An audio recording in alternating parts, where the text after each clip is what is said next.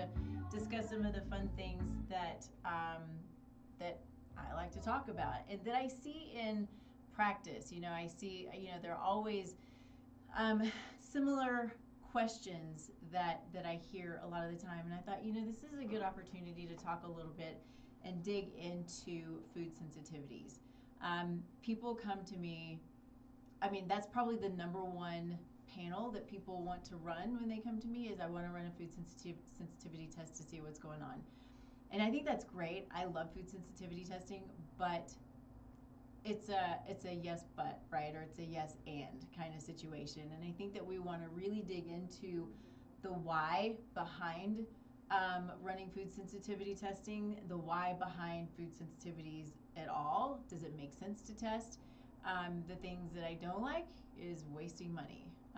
And so I want to make sure that we're doing these things all for the right reasons. So I wanted to just talk a little bit about food sensitivities, what they are, what they could be, what they could mean, and then we'll just kind of go from there. So as always, though, we start the show with gratitude. Gratitude can change the world. I think it's an important practice. I'm getting better at my morning gratitude. Thursdays are always really hard, though. I actually got up this morning. I'm not an early morning person. I'm much better than I used to be, but I got up this morning and I went to the 6 a.m. gym. We are starting maybe this should have been my topic for today, but maybe I'll do that next time. But my husband and I are starting a 4-day fast, a 4-day water fast. I've not done one before. And so maybe next time we'll talk about the experience of that. But there's a lot of really cool data behind doing these types of fasting. But we want to be really careful with doing it as well, right? This is a situation where you want to know where you are in your health and in your adrenal function and that kind of thing, because we don't want to do damage, but really it's more healing than it is damaging. So anyway, I'm still learning about it. I've done the longest fast I've done to date is 36 hours. We've done several of those. So we started our fast last night about 7 o'clock. So we're just getting into it. So we'll see how it goes. But what am I grateful for? I'm grateful for that. I'm grateful to have a husband who wants to kind of do these things with me. It was his idea. I'm grateful for his willingness to just play with the what can be, and we're both super nervous about it. We like food, and it's not always fun to not eat. So what's that going to look like? So he just keeps going, be positive, we can do this. I'm like, okay, we can do this. So I'm also grateful we just booked our trip to Mexico. Ready for that. So we'll be looking forward to getting into some sun here in Colorado. It's been super cold. Today's going to be beautiful. But I'm a warm weather girl, so I'm looking forward to some beach and that kind of thing. So that's what I'm grateful for. I'm grateful for time and good long vacations. We're going to be there for a good 10 days. So that'll be so good and so relaxing. So we have this place that is, it's really focused on health and wellness. Not that they don't have the drinks and all of the stuff, but they are super aware of food sensitivities. They always ask you if you have food sensitivities or allergies.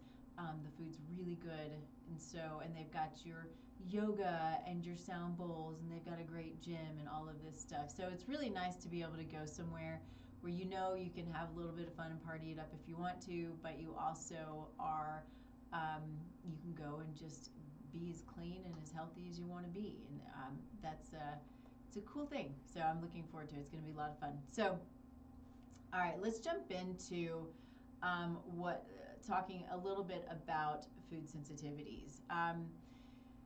Like I said, so many people think that is sort of, or can be, the core issue. And I'm not saying that it's not, but typically when we're looking at the root cause, it's rarely going to be food sensitivities. Now, what it can be, gluten is, we can see gluten sensitivities or the potential for gluten sensitivity in genetics. So is that a potential root cause? Yeah, for sure.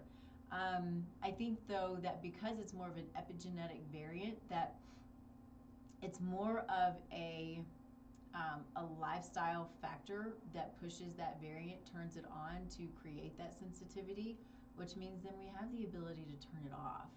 So now let's be clear about something too. Food sensitivities and food allergies are very different things. They're very different parts of the immune system.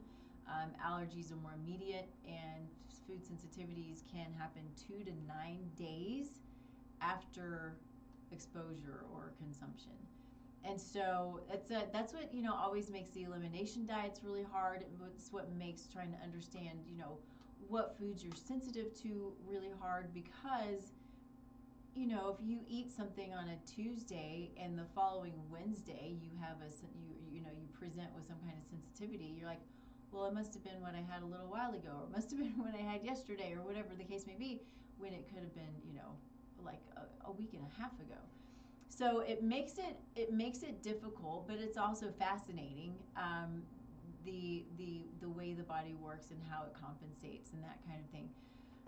Another issue that can be genetic, or another sensitivity that can be genetic, is dairy. We are born with enzymes that break down dairy when we're young, but then many of us, if not most of us, grow up and lose those enzymes, so we become more sensitive to dairy.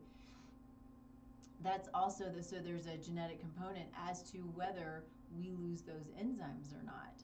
And so there's a part of the world that keeps those enzymes, and I can't remember what it is, so I don't know this, but when we do genetic testing, especially the testing that I do at this point, we bring in ancestry, so we get to look at how food plays a role for you based on your ancestry, and then of course on your epigenome as well. So it's fascinating stuff when we can look at that stuff, and understand that that your ancestry plays in where you're from, right? Generationally, can play a big role in whether you are able to break down and utilize dairy or not. It's pretty cool. So I have sensitivities to gluten, and I know this about myself, both in my genetics and the way I present. So I'll talk just a little bit about that, because I think it's kind of interesting. And then with dairy, I should be fine with dairy, but I do find that with regular dairy, I get stuffy and snotty, and so that's not good either. So I want to do a quick dive into that, because nothing is black and white, and I think it's important to understand that piece of it, because there's so many factors that go into these things, and the fact that your epigenome is not a diagnosis, right? Your variants are not a diagnosis for anything. It is your potential, and so your potential is well, obviously what is possible, but it's based on lifestyle, right? That's what your epigenome is. So your lifestyle is what impacts your epigenome, and your epigenome impacts gene expression. And so, you've heard me say it 100 times over, and I'll never stop, because I think it's so beautiful. But this is our God's gift of free will, right? So I make choices every day that's either going to benefit my epigenome and gene expression, or it's not going to benefit my epigenome and gene expression. And so, those choices are our choices to make. There are a few things that we can't make choices about, like I can't, the environment outside, right? I can't control those toxins, but I can control the toxins in my home environment. I can control the toxins that I put on my skin, that I eat, that I breathe in, that I drink in my water. And I can control what I put in my body. I can control stress levels. So for the most part, there are some of those things that are out of our control, right? So, but it's a matter of understanding how we can control our stress responses, how we handle maybe traumatic experiences in our past and that kind of thing. And sometimes it's stuff we've just got to get help with.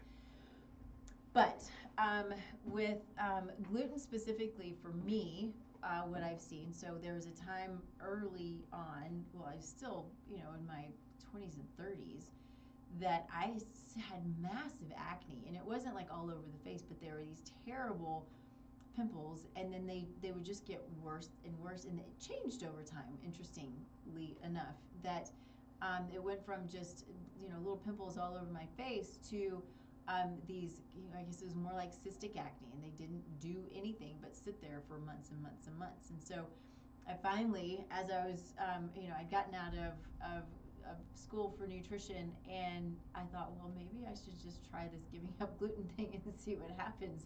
I learned all about it.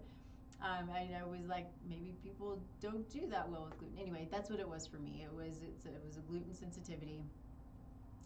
Went away immediately. And for me too, going back to how sensitivities can present 2 to 9 days later.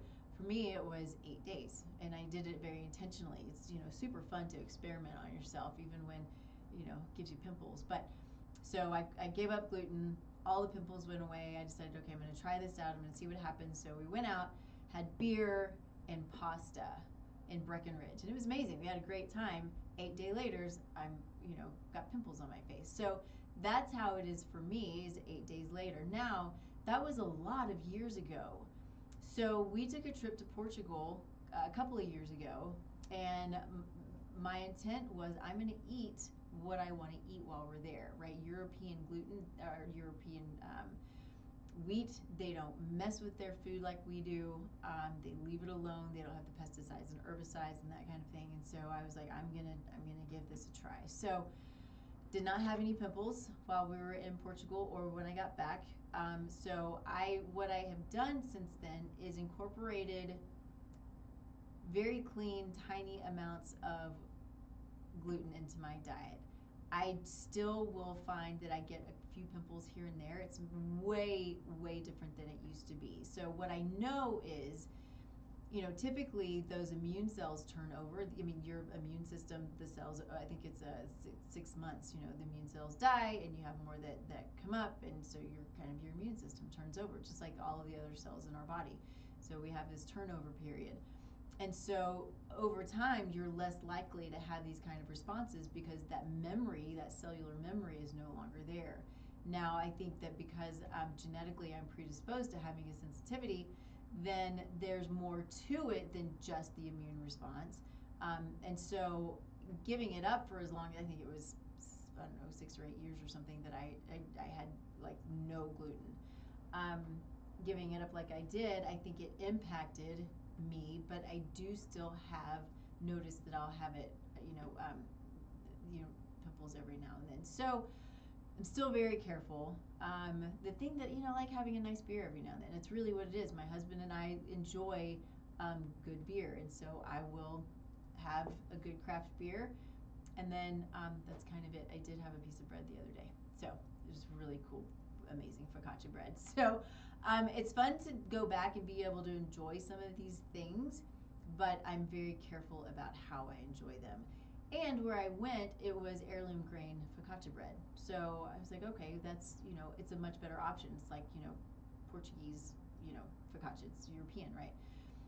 So point to all of that is much longer than maybe it needed to be, but there's a lot of gray. And what I always want for people to learn is how to listen to their body and partner with their body, and have this understanding that the choices that you make, whatever that choice is, good, bad, or indifferent, right? The focaccia bread doesn't feed me. It doesn't give me anything. It's crazy carby, right? But it's enjoyable, and we want to be able to enjoy life, and we want to be able to enjoy these things. And I also know that there's the potential of getting pimples. I'm hoping that's not the case because of the heirloom grain, but we'll see on Monday what that looks like. Back to the dairy, I should be able to consume dairy, but here, if it's a conventional dairy, it's not a real food because there are no probiotics. All the enzymes are killed. It's it's been treated, so the body doesn't really recognize it. And I think for me, that's more of the problem, where if I do conventional dairy, I get snotty and stuffy, and it's not fun and that kind of thing. So I tend to stay away from it. But I will do periodically. I'll do some raw dairy. I might do a little goat cheese here and there. So again, my genetics show that I should be able to consume dairy, but I do know that it can still give me some problems sometimes. So anyway, I think that, you know, I the things that I think about too is if I'm presenting in these ways, more sort of externally, the stuff that I can see, what is going on inside. So it's an inflammatory response. So it's not that I don't want to continue an inflammatory response. I want to allow my body, if I'm going to make a poor decision on something, I want to allow my body to recover. And so that's what I try to do. If I decide I'm going to eat something that I shouldn't, then I'm going to give my body time to recover and support it. My goal is to partner with my body. I want to be, I'm always learning the new things my body's trying to tell me, but that's what I want for everybody else to understand the language of the body. And so things that we want to think about when we're looking at food sensitivities, to kind of start digging into this a little bit, is we might think that we have food sensitivities when there are other, when it's really, it's a lot deeper than that. And so if we have low hydrochloric acid and we're not breaking down our food properly, what can happen is the hydrochloric acid is supposed to break down foods. You know, think about proteins are amino acid chains, right? And so all of these things are made from these amino acid chains. And the hydrochloric acid breaks those chains. Well, what can happen, one of the things that can happen, if those chains aren't broken up because we don't have enough fire in the gut to break them up, then those chains stay together, and the body starts to view these chains as something else. It looks like something else. So say you do have a gluten sensitivity, and you eat oats, but you don't have the digestive fire to break it up. So the oats, it's called molecular mimicry. The oats look like gluten, and so the body reacts to it. And so it's an interesting situation too, where you may not actually be reacting to the food itself, but what the body thinks the food is. So it can get really confusing and very frustrating, and we can do these panels that look at molecular mimicry and can show you if you're actually, you know, if something looks like wheat, right? So oats, and I'm trying to think of all of the things, coffee, I can't remember what all they are, but there's a list of things that have the potential of looking like gluten in the body. And so this cross-reactivity, it's a cross-reactivity test, right? So we can do that, and that can be super helpful if we know that there are some sensitivities. You give up gluten because we know it's genetic, you know you have a problem with it, but you're still reacting. So is it that the body doesn't have the ability to break it down properly, and so it's cross-reactive and you're reacting then? So great testing to do, but what if we know that you're sensitive to gluten, you cut out the gluten, we build your digestive fire, we build your microbiome, and we don't necessarily have to do all of the testing, but we do some of these foundational things that allow the body to work the way that it's supposed to. We add in digestive enzymes and hydrochloric acid, and then the body's like, okay, I've got this and I've got what I need to do, right? So the testing is more precise. The testing is data, so we can throw in lots of good data, but not everybody can afford the testing, and I get that. And so if we can then kind of backdoor it a little bit and say, well, this is kind of the foundation of gut health. Let's work on that. We want to build a robust microbiome, and we'll dig more into that as well. So, these things, it can be if we have low stomach acid, if we have low bile flow, right? Bile flow is super important. If we have our pancreatic enzymes are not, if we don't have, again, it goes back to a robust gut health, right? If our digestive enzymes, if we don't have enough of those to break things down, then we can start, these food sensitivities can, oh gosh, I can't talk.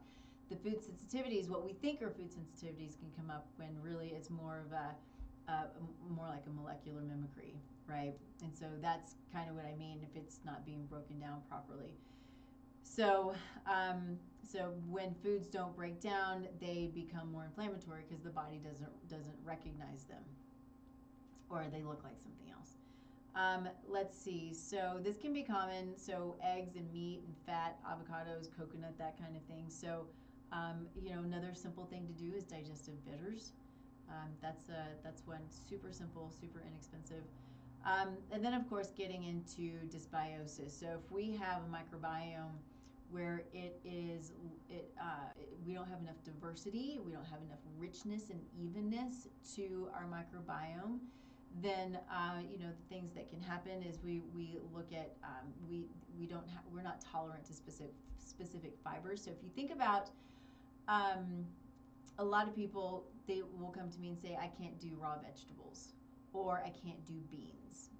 And so, or other specific types of fibers. Now, the fibers can be multiple things, but we can have infection that make us more sensitive to types of fibers, make us super bloaty, right? If you've heard of SIBO, small intestinal bacterial overgrowth, or SIFO, small intestinal fungal overgrowth, these can really push the bloating and the discomfort and the pain and the constipation and the diarrhea and the going back and forth and that kind of thing. So that can be a problem with the microbiome. So when that happens, there's not enough of the good bugs to balance out the opportunistic bugs, because that's what SIBO is more opportunistic, right? And it's also in the wrong place. That is a problem as well, as because whether it's pH balance or other factors, lack of good diversity to control these bugs, they move into the wrong spot and they're doing their job. They were supposed to be there in the large intestine, but they've moved into the small intestine and they create the junk, right? And it's not fun. It's not fun at all. And so there are a lot of times that things like legumes and, like I said, cruciferous vegetables, so your broccoli, your cauliflower, your Brussels sprouts, those kinds of things, a lot of people react to those. And it's not because of the food, but it can be because of low bacteria, like we're talking about, right? So you've got these bifidobacteria that are important in breaking down these types of foods. And then you've got your butyrate producers. So butyrate is a short-chain fatty acid that's in the gut. We are supposed to eat specific fibers that will help to build short-chain fatty acids, which feed our gut bacteria, which also support the gut lining of the intestinal wall, the intestinal lining. And also then when we're feeding our gut bacteria these short-chain fatty acids, then they also then produce more short-chain fatty acids. So it's really cool cycle that happens, and it's all super protective of the GI. But in doing testing, I see people low in short-chain fatty acids all the time, and that's going to create some junk and some symptoms, and it's super uncomfortable. And so we want to make sure that we're not just looking at the food, right? We want to ask the question, is what I'm eating actually the problem here, or is there an underlying cause? We always want to ask why. So often there are other reasons other than just the food, right? And so we can also look at things like histamines and salicylate overload. So these are spinach and berries and fermented foods. And so we can have genetic variants or epigenetic variants that make us low in the DAO enzyme, which is what clears histamine. And so histamines are high in foods. They tend to be high in foods that are degrading. And so it's a natural part of food, right? That's what it does, is it starts to degrade. So some people who have histamine intolerances, they can't do leftovers, like even a day leftover, excuse me, it can create a problem for them. And so that's not normal, though. It's not natural. It doesn't mean that that's the way that it's supposed to be. We want to address the underlying cause of why there's histamine intolerance in the first place. So yes, it could be the DAO enzyme is not active enough and you're creating a problem there, but there are other or it can just be low enough, but the SNPs that can cause low DAO are HNMT, DAO, MAO, and poor methylation. So poor methylators can also have these issues. And so the things that we want to look at, not just eliminating the foods and not just saying, well, you can never eat leftovers again, because that's not the way it's supposed to be. It's more about addressing methylation. Let's look at liver support. Let's look at gut integrity.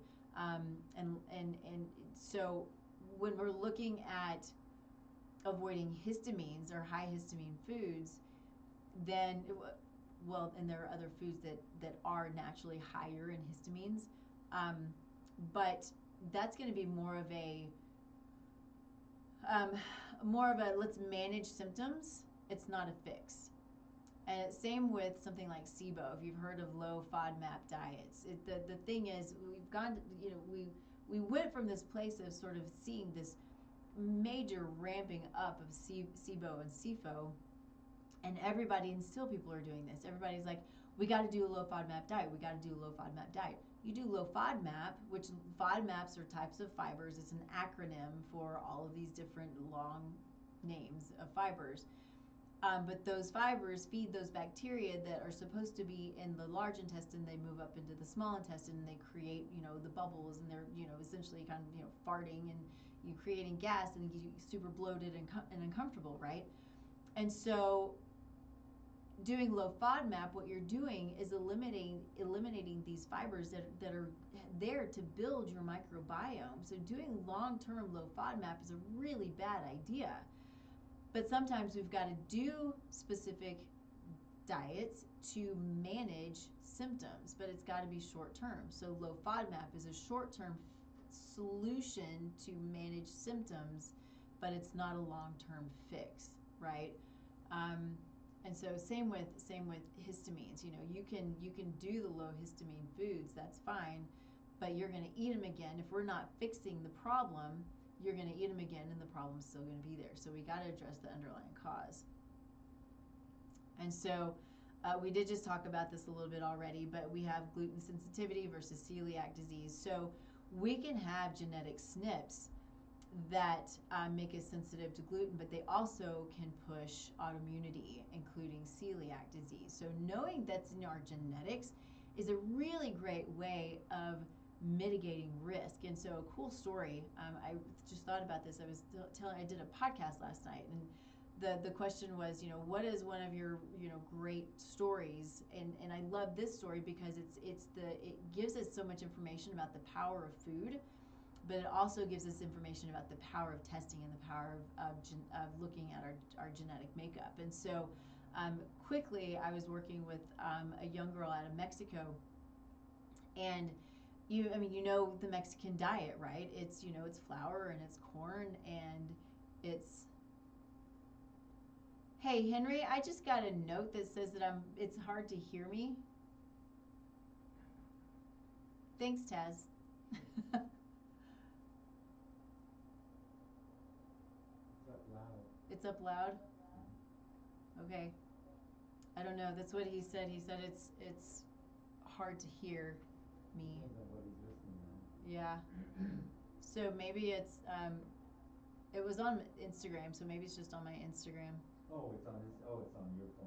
I assume so, but I don't know how to turn that up. So if it's hard to hear on Instagram, on my Instagram, or on the Facebook feed, oh, that's what it is, my Facebook feed, then know that it'll be the podcast and it'll be better on the professional. This is just my phone that it's on, unfortunately. So, but it'll be better if you're wanting to re-listen to it on the podcast or on KUHS, the app. You can do that as well. But thanks for letting me know. Sorry, I didn't know that was an issue. Okay, cool. So where was I? Okay, so we were talking about the gluten sensitivity and celiac disease. So we were talking about the client that I had in Mexico. So back to lots of gluten, lots of dairy, lots of corn, that kind of thing. But that's it's typical to their ancestry. That's the stuff that they eat. But sometimes their genetics are not going to agree with us, right? So what happened was she came to me. She was 5'9", 18 years old, 90 pounds or 95 pounds. I'm not sure. I don't remember. Could not put on weight, pimples on the face, anxious, depressed, the whole thing. And so we go through the whole process, but essentially what we end up doing is we're going to run all of the testing. We're going to do her genetics, but in that time we're running the testing. We got about 3 weeks, 2 to 3 weeks, where we're waiting for the results to come back. So we do basic stuff. We take out the gluten, the dairy, the soy, the corn, the sugar, and we take those out entirely. So for one, we can see if there's something that's going on that's creating a problem in those which are those more high sensitivity causing foods, right? The immune system often, a lot of people, the immune system will react to these things. And so when we got her results back and we met, she was a different person already. Fascinating stuff, right? Really cool that she took those out and her face started clearing up. The anxiety went away, the depression went away. What's awesome though, I mean, so we had a lot of work to do to sort of repair the damage that had already been done, and so we did. But when we looked at her genetics, what is so cool is she had potential for autoimmune disease, and she had potential specifically for um, celiac disease. So what she and her mom, by intervening early, thankfully to them, is saved her likely a lifetime of illness, right? Because she was on that trajectory. And so we had leaky gut to clean up. We had all of this stuff to clean up, but we were hopefully able to mitigate any of these conditions to present. What's difficult too with women is because of our hormonal fluctuations, and we're so cyclical. Like throughout our entire lives, we're cyclical in everything that we do. The hormonal fluctuations, especially when we're predisposed to autoimmune disease, has the potential of pushing it. So we want to, especially in a situation like hers, it's just we've got to be super vigilant, because if she were to decide, okay, well, I think I'm going to start, doing all of these things, and I feel better and I'm fine now. What happens if she decides she wants to get pregnant, and that pushes autoimmune disease, right? What happens is she starts to go through perimenopause and menopause, and it can push autoimmune disease or more autoimmune diseases. So we've got to be really, really careful with that. I think especially as women because of that. Sort of to wrap that story up with a pretty bow, because I think it's so cool and I'm so proud of her. She did such a great job. She worked so hard, but she went to nutrition school because of that experience. So warms my heart, but it's such a fascinating and amazing story about how we can move through this process of learning and understanding, and then again of listening and partnering with our bodies. So good. It's so good. Okay, so let's see.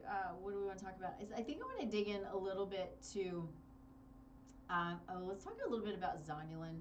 So another problem when we have elevated zonulin, which is going to cause leaky gut. Zonulin's a natural protein in the body that when it goes up, the cells come apart in the gut. Well, not just in the gut. It's the gut, the brain, the cardiovascular system, right? The cells come apart and it opens things up. Now, it's naturally part of our biochemistry, but it's not supposed to be chronically elevated. So when it's chronically elevated and those cells are chronically pulled apart, and you've got food and toxins and bacteria and whatever going through the gut lining or the cardiovascular lining or the blood-brain barrier, things are getting through that are not supposed to. It's going to create a response. So it's in the bloodstream like, I don't know what this is. I'm going to start throwing up red flags all over the place, which is going to cause an inflammatory response, right? That is a normal, natural biochemical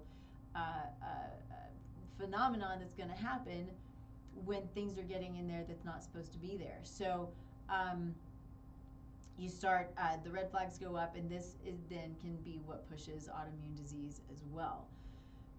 And so we want to make sure that, when we know something, that we're sensitive to something, that, we're clearing up that leaky gut situation. And so that leaky gut situation and the inflammatory responses can also push more food sensitivity. So when if I do a food sensitivity test on someone, and I see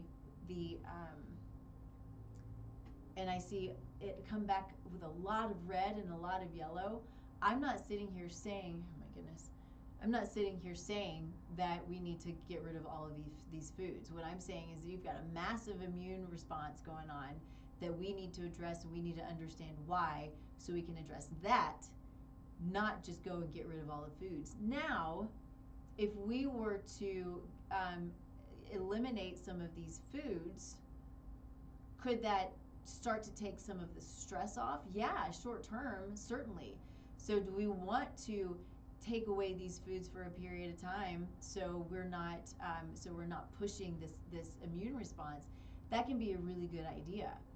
But what I don't want is for someone to come back to me going, what in the world am I going to eat? This is really frustrating for me, because they're already in a position of being frustrated. So we're trying to, it's kind of that fine line that we're trying to work with. What are we doing to manage mental and emotional health when somebody's really sick and food's not agreeing with them? And what do we do to get you feeling better, and allow the body to start to repair? So it's working. Working with me as a team, working with your body as a team, so we can do what is mentally and emotionally feasible to create that repair, right? Okay, so let's move on to oxalates. Oxalates are interesting because we have certain foods that are high in oxalates. Spinach, almonds, beets, and they have the potential of forming these crystals, right? And so you can have oxalic crystals that build up in the kidneys. You can have them build up in the gallbladder, and they can build up in all these other places, and create lots of problems. So joint pain, urinary pain, vulvodynia, fibromyalgia. So they, if we're not eliminating these oxalates well, and if we're eating high oxalate foods regularly, and we have the potential for being sensitive to oxalates, then it can be problematic. But there's a thing that's going on here. So we have SNPs that can, let's see, it's in here. Not that it doesn't really matter, but we have certain SNPs that can impair clearance of oxalates. So that's one thing. So when we know what our SNPs are, then we know how to manage them. We also have bacteria. So there are these Oxalobacter formigens. The words, I swear, I don't know who comes up with this stuff, the Latin stuff. But these types of bacteria that are in the gut that are supposed to be there to break down oxalates. If we don't have these species that are supposed to be there to help us with our food, because that's what they do in large part, then the oxalates, we're not breaking them down, and so they can build up. And so there are multiple factors in oxalates. We can look at oxalates in testing. There's oxalates in organic acids. We can look at that, and so it can help us understand if oxalates are high in the body. But we've got to understand why. Is it genetic, or is it a genetic variant? Is it because of the gut bacteria? Is it a combo?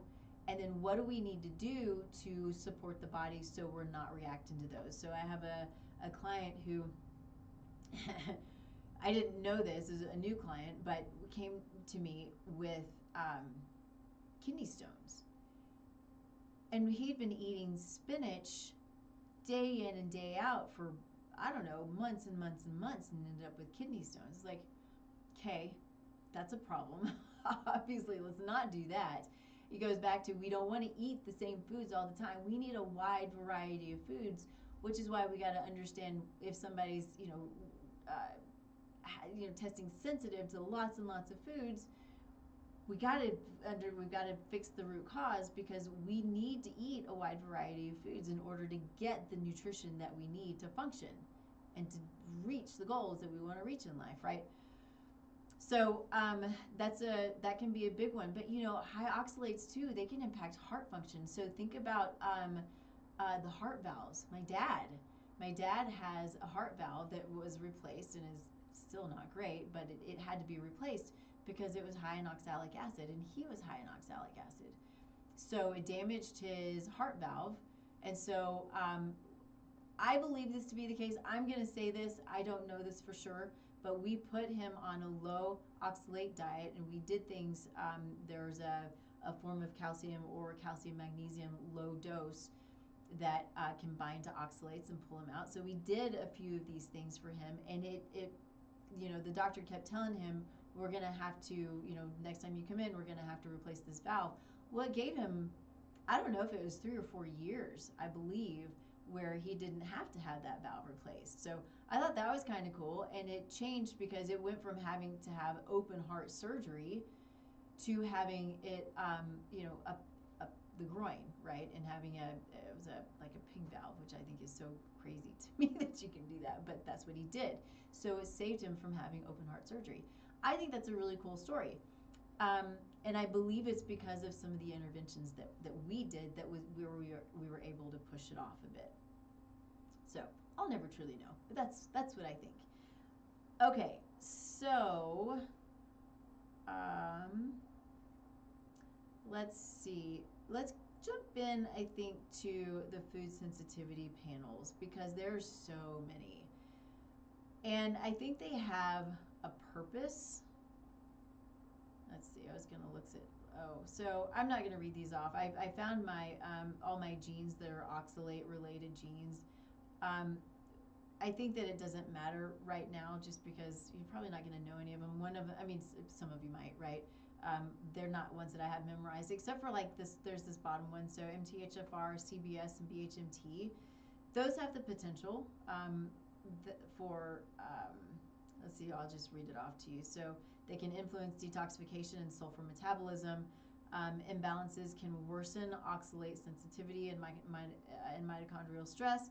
And oxalates inhibit mitochondrial enzymes, and which is important in chronic fatigue. So I've got 1, 2, 3, 4 other SNPs that can play a role in oxalates. So this is a great thing to know, especially when we're struggling. It really helps to, my favorite thing is to say we're layering in data. And so when we're layering in data, we're looking at history and lifestyle and food, but we're also layering in labs and genetics, and we can, layer in technology. The technology can be a great way of understanding where the body is right now. And so those are the cool things when we're really wanting to dig in, and whether it's reach goals, specific health goals, whether it's to optimize, whether it's to, continue that biohacking, anti-aging stuff, which I hate the term anti-aging. We're going to age, and we don't know when we're going to go, but it's about living the best we can while we're here. So it's pro quality of life, right? That's maybe what it is. But we do have the ability to turn back time a little bit biochemically when it comes to genetic telomeres, when it comes to cellular stress and mitochondrial health and that kind of thing. So the better, the healthier those are, the better our biological clock is going to work, essentially, right? So yeah, can we live longer? Sure, we can live longer as long as, we don't get hit by a truck, right? I mean, there are things that are going to happen that can happen, but we want to live well for as long as we're here. Okay, so we'll go into the food sensitivity testing. So there are tests. The one that I tend to use, I kind of go back and forth. There are a couple of them that I use more of. One of them, and so this is IgG only. So you have different parts of the immune system. You've got IgG, IgA, IgM, IgM being, let me make sure I'm right about this, but IgM being true allergy. No, that's IgE. Sorry, IgE is true allergy. IgG though is more showing reactivity. Let's see. So it indicates exposure or tolerance, and so they call it delayed response, and so it can be misinterpreted and misused if you don't know how to use it and how to read it properly. And so what we want to think about doing for a lot of people who are really reactive to foods is really looking at complement testing. And so I have started doing, I will do the Vibrant panels. I really like the Vibrant panels, but I also do complement testing. And so there's a company called KBMO that will do complement testing. And so that's showing how the immune system and if it's actively inflamed. So it's that current situation if you're taking in foods that's causing active inflammation. Now, it still doesn't mean that it's the food that's the problem. There's still going to be an underlying cause in most cases, right? So, I mean, KBMO will still come up with, people being reactive to bananas or to blueberries or something like that. And so, I mean, it's so rarely, I don't know if ever, but so rarely is it actually going to be a situation where it's truly that food. But the body is having an inflammatory response to it. So if we cut it out for a period of time, as we're working on all of the other stuff, then we can bring it back in and it won't have that inflammatory response. So that's what we want to avoid, is really create is not understanding where the inflammation is coming from and where the immune system is really reacting, because that can make a big difference for people and how they feel while we're working on the other stuff. Okay, so let's see. We have MRT, which is mediator release test, and so this measures white red blood cell response. So if we're looking at histamine, cytokines, and that kind of thing. So it captures non-IgG, non-IgE sensitivities. So it can look at pseudoallergenic or histamine-driven reactions. This is not one that I've done, so I don't know a lot about it, but I thought it was important for us to discuss so you know what's out there. So it can be really good for chronic skin, gut, fatigue, or fibromyalgia symptoms, mast cell activation, and immune complexity. But it doesn't identify why the reaction is happening in the first place. So we've got to have context, right? So you've always ask the questions why. So there's a role for it, I think. Let's see, we can do, okay, we're looking at, so there's the Vibrant, also has specific wheat and dairy zoomers, which I really, really like a lot. So what's good about these is we're looking at both IgG and IgA specific protein fragments of gluten and dairy. And so what these do is they detect the early immune activation and autoimmune precursors, right? So it's digging deeper. It's not just looking at IgG, it's digging deeper into what's actually going on. So it can identify cross-reactivity. So we talked about cross-reactivity or molecular mimicry a little while ago. So for oats, rye, cow's milk, goat milk, that kind of thing. And so we can combine this with the HLA-DQ2 and 8 for a full gluten picture. So that helps us really understand our gluten sensitivity and reactivity and the potential for celiac disease. So it's really great for understanding neuroinflammatory issues, autoimmune disease like celiac disease, and leaky gut issues. So I really like, I will do a wheat zoomer way more often than I'm going to do a full-on food sensitivity panel. I think it gives us a lot more, it digs a lot deeper, it helps us to understand the bigger picture of what's going on, especially if somebody is potentially struggling with celiac disease.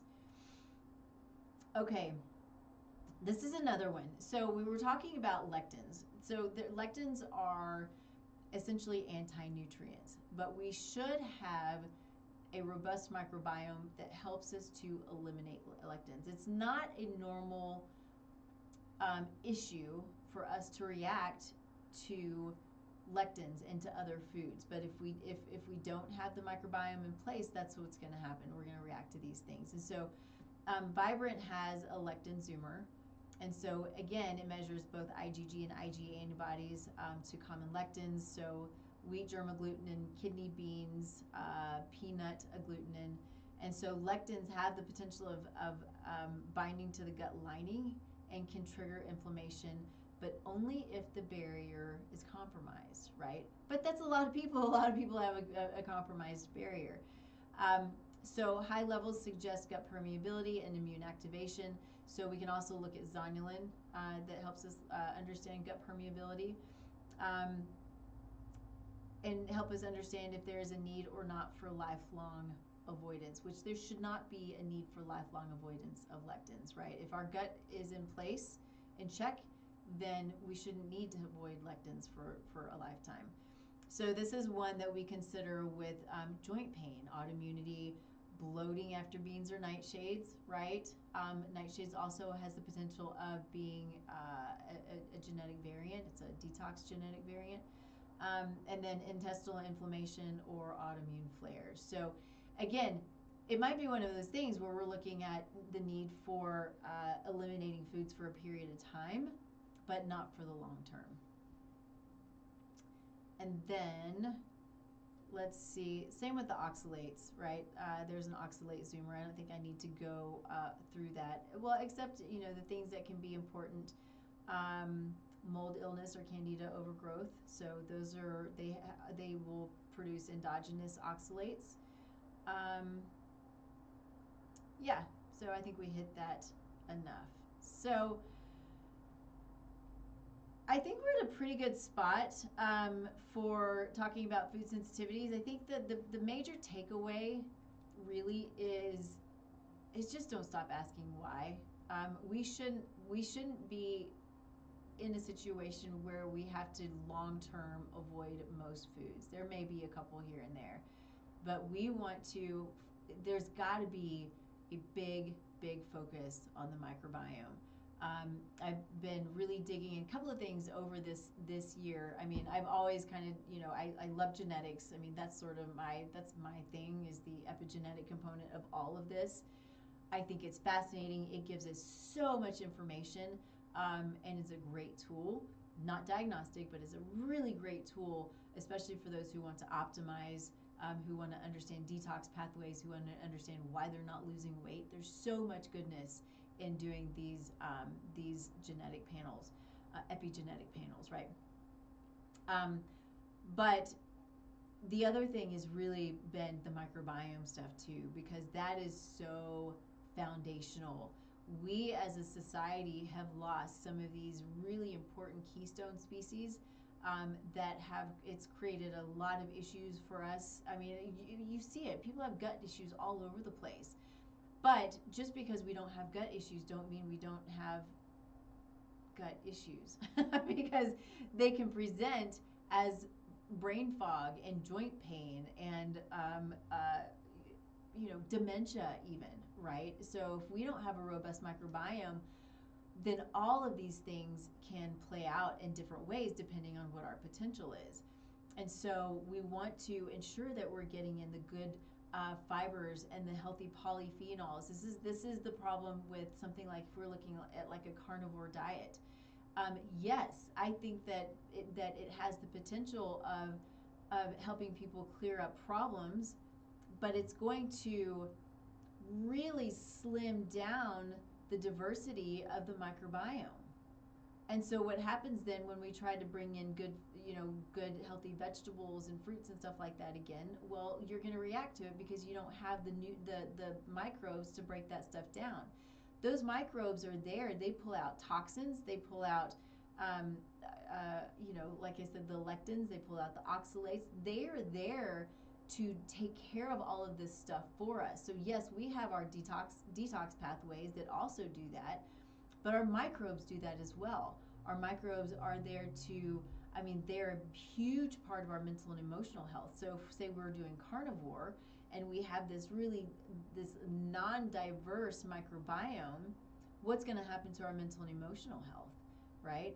And so, and the list goes on and on. So we have to be able to eat these fibers that are high FODMAP fibers, the vegetables that maybe are creating a problem for us. We have to be able to eat those. So understanding why, so then you can address that why and really build out your microbiome is really key in just the optimal health. And so it's been fun for me to experiment with all the different types of fibers out there, right? So yes, it's the fruits and vegetables, but I'll bring in reds and I'll bring in greens and I'll bring in inulin and I'll bring in glucomannan And some of them are in more supplement form or powder form, and I'll add them to my coffee or add them to tea or to my food or whatever. But really diversifying all of these types of fibers so I can build my own diverse probiotic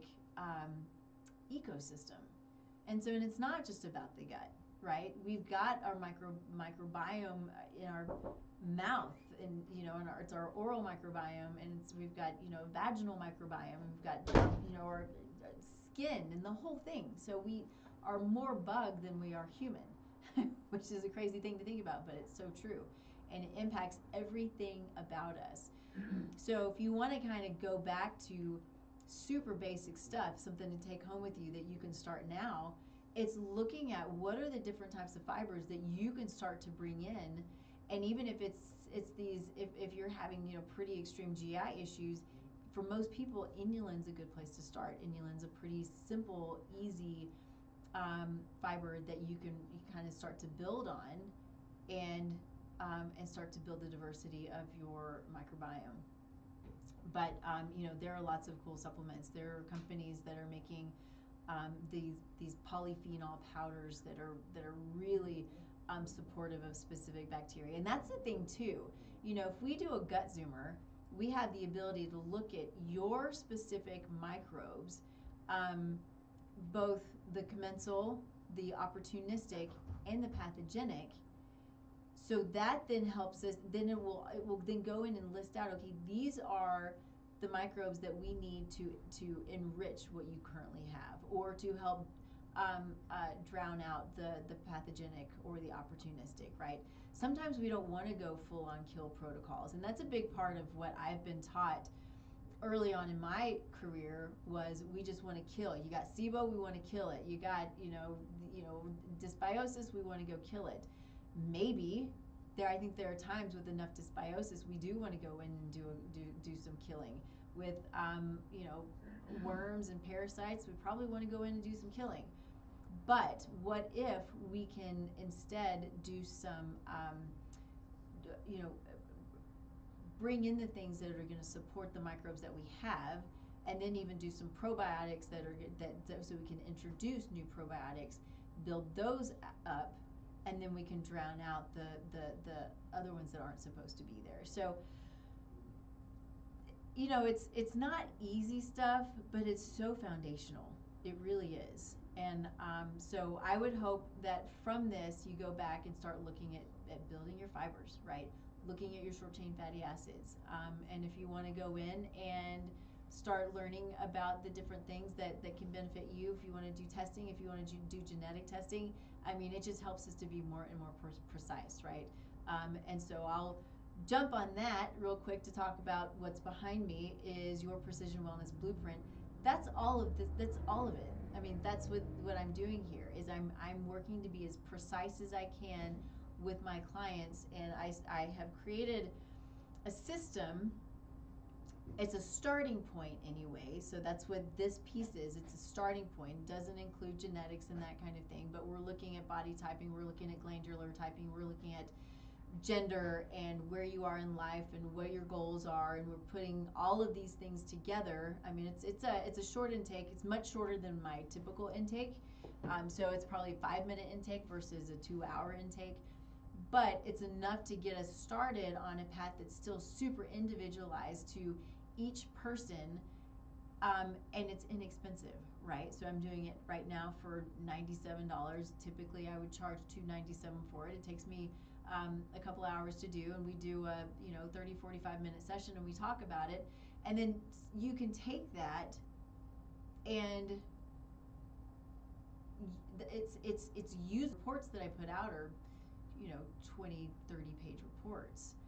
Now a lot of that are just resources that I put in there. About half of it's just resources that I want to put in that can be beneficial to your situation, right? But the first half of it is literally your body type, what it's telling us, why you're reacting the way that you do to things, and what we need to do, and how we can manage based on the information that we have. And then if you decide that that's enough for you, then that's great. Then you can move on. It's something that you can take and you can build on. But if you decide you want to continue to learn and layer in data, that's when we can take the labs, we do a deeper intake, we do the genetics, if that's what you want to do, that kind of thing, and we start bringing in all of that information. It really helps to guide you, and especially with the genetics, the body's dynamic, it's going to change, but the genetics, the expression can change, right? That's why the body's dynamic. But knowing your potential is the stuff that you take with you for a lifetime, and can really, really help you to know how to manage anything that's going on throughout the rest of your life. And what's beautiful too is your epigenome, it ripples throughout the generations. So if you are a family looking to grow your family, or if you're already growing your family, know that your choices impact generations ahead. It's awesome. It's beautiful. It's it's God's gift of free will, and we make our own choices. And I think it's a great thing. It's certainly holds us accountable, right? It's our choice to live well or not, and that's okay. Everybody makes their choice, but I think it's a really beautiful thing. So I will stop there, get off my soapbox for a minute. I'm running a little bit behind, but obviously I'm sorry if you couldn't hear me. Know that you can go to, the show is everywhere. It is all over KUHS, it's all over Facebook, it's all over YouTube. It will be on all of the podcast sites next week, once we get it uploaded. So and feel free to reach out if you have questions about something that we talked about today. I'm here to be of service. I want to help to answer questions for you. You can always go to the website. I have a little assessment on there that you can fill out if you like, and happy to reach out to you. We'll chat about it and see how we might be able to help you. Or if I can't, then we refer you. The great thing about having this show is I know a lot of people who are doing a lot of really cool things in this world, and are also of service and building really great businesses that are helping a lot of people. So yeah, that's what we're all about. So feel free to reach out. I want to make sure that we also mention our sponsor, Mountain Medical Concepts, Susan Drake. It's a really cool company, where she is there to benefit the provider, which will then trickle down and benefit the patient, right? So she's got really cool IV therapies and nutrients and peptide therapies and metabolic therapies. She's got her VO2 Max by Pinoy. So lots of cool stuff that is really built around kind of that optimization, also for chronic care, but that optimization, how are we biohacking, how are we working with the body to allow it to be the best that it can be. So all good stuff. So reach out to her, Mountain Medical Concepts. Let me know if there's anything I can do for you, and we'll see y'all next week. Thanks so much. Bye, everybody.